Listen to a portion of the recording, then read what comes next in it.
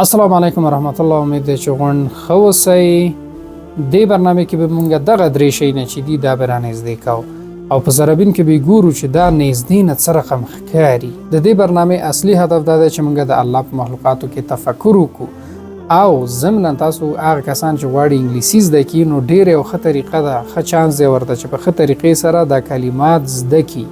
د انګلیسي کلمات یې ښه ذهن کې دې طریقې سره چې دا ویډیو وګوري نو دا کلمات به ذهن کې عامیانه خبره چې پیچکاری شي.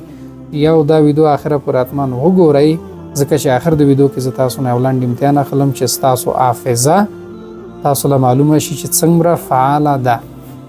دغه عکس کې چې تاسو ګورئ دا سالټ مالګه ده چې په انګلیسي کې ورته سالټ وایي او دا بل ستنه ده چې په انګلیسي کې ورته نیډل وایي او دا بل چې دی دا د کیلې ټوټه ده چې په انګلیسي کې ورته بنانا سلایس وای.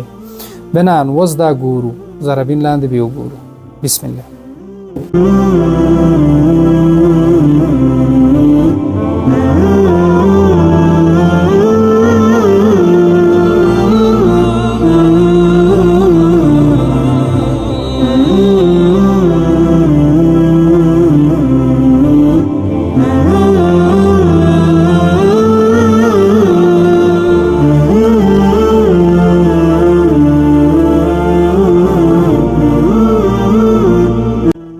مالګې ته په انګلیسي کې څه وایي؟ سالټ. سالټ. دې له په انګلیسي کې څه وایي؟ دې له په انګلیسي کې څه وایي؟ ستنې ته په انګلیسي کې څه وایي؟ نیډل. نیډل. دې له په انګلیسي کې څه وایي؟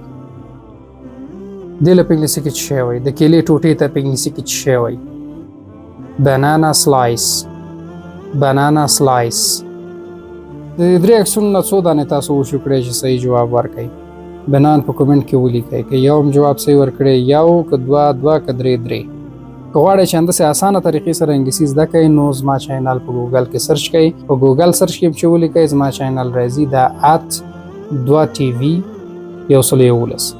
دا چې تاسو سرچ کړئ نو په چینل کې د دې ویډیو مکمله ویډیو هم شته او نورې ویډیوګانې هم همدلته شته چې تاسو اسانه طریقې سره انګلیسي کولی شئ چې زده کړئ.